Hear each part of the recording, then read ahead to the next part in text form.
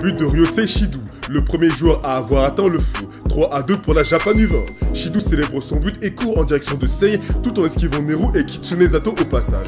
Monte sur le dos de Sei et exprime tout son love sur lui. Sei, dégoûté, écrase Shido au sol et le rappelle qu'il aura droit à son insta si seulement il met un triplé. Shido répond ok et s'il en met 10, ils pourront être colocataires. Tout cela sous le regard jaloux de ce as de Sendo, réconforté par son capitaine et tout le clan de la Fédé qui ne se sentent plus pétés. Du côté d'Izagi, ce dernier, mortifié par le spectacle auquel il vient de voir, pose le constat du statut de Sendo. Le joueur avec qui personne ne pouvait jouer, finalement c'est cet Imedere qui a su le dresser. Il rage de ne pas avoir pu le faire, leur complémentarité est la clé de la victoire de ce match. Que faire alors que la Eleven a épuisé toutes ses cartouches? Bref, ils sont dans la merde. Ceux qui changeront le football japonais ne sera pas Blue Lock, mais ce fameux duo de Bowsette Junior. Rin est rongé par l'amour et la jalousie à la vue de ce duo de tueurs. Du côté du banc de la Eleven, Henry, affolée par la situation, demande à Ego comment vont-ils se sortir d'un tel merdier. Elle regarde les données sur sa tablette. Selon elle, il était impossible que Shido puisse réussir un tel exploit. Elle a sûrement dû oublier de noter que Zlatan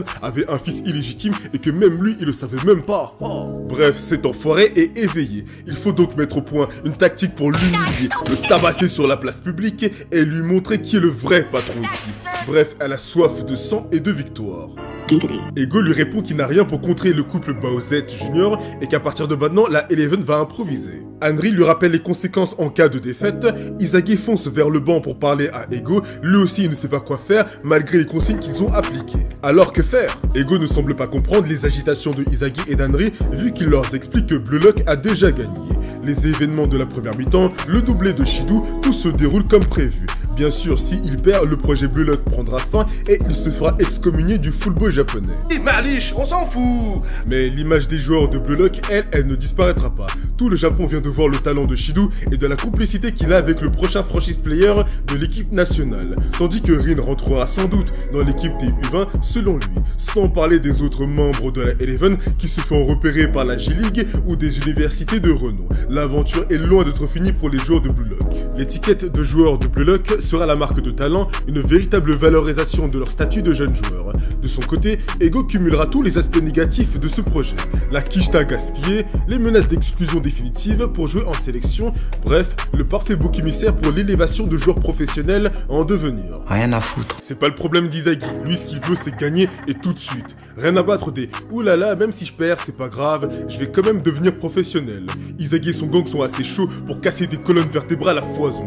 Aujourd'hui, pas de défaite mortelle pour eux, ils veulent être les meilleurs joueurs du monde et ils vont le montrer. Petit coup de pression d'Izagi donné à son propre coach qui le traite de 4 yeux. Devant une telle démonstration de testostérone, Henry a du mal à contenir son excitation. C'est alors que Ego joue sa dernière carte, c'est du joueur le plus affamé de Blue Lock. Sam Ben Yedder, Karim Benzema. Eh ben, c'est pas trop tôt. Dans une situation aussi désespérée due à cet énorme coup de massue psychologique porté par le MVP pour l'instant de cette deuxième mi-temps, la Eleven est fortement atteinte, même si le match est loin d'être fini. Avec son sens du sacrifice sans d'état d'âme et viril de la part d'Ego, viril parce que même dans cette situation-là, il ne panique pas, il nous montre néanmoins qu'il est un humain pourvu de limites, donnant naturellement de l'empathie envers le lecteur pour ce personnage dont on ne connaît toujours pas les origines d'ailleurs. Bref, disons les termes, le renfort de Barreau sur le terrain arrive à bon point. Reste à savoir qui va aller sur le banc. Déjà, Izagi reste. C'est lui qui a le plus exprimé sa rage de vaincre et c'est lui qui a le plus de compatibilité avec Rin, Yuri et Barreau. Rin reste, il a des histoires d'amour et de jalousie à régler, même si le titre du prochain chapitre est le diktat du roi. Ça m'étonnerait que Rin soit remplacé. Je pense logiquement à Yukimiya, aux abonnés disparus du FC Fantôme, au gros tas de plumes du milieu de terrain incapable d'harceler Sei. Non plus Meguru car scénaristiquement parlant, il a encore approuvé à sa mère et je ne serais même pas étonné qu'il marque d'ailleurs. Mais le premier coupable dans ce genre de situation, c'est le provocateur qui ne provoque plus. C'est dommage, j'avais prévu de faire quelque chose de très intéressant avec lui. Bon bref, tu dégages. Même si au final j'espérais que cet assassin inutile se fasse assassiner. Maintenant place à l'attaque lourde de Blue Lock. N'oublions pas qu'il est capable d'enchaîner des chops comme un certain cyborg et de frapper de très loin dès qu'il en a l'occasion. Si ça tenait qu'à moi, je mettrais Nagi sur l'aile gauche à la place de Barreau pour chatouiller les côtes de New. Est-ce que vous pensez que l'autre fiotte agira en conséquence pour s'adapter au tir de sommation qui va s'abattre sur lui? Qu'en pensez-vous?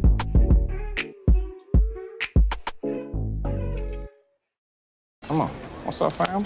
How you doing? All right. Never forget about that, 'cause that's all we got.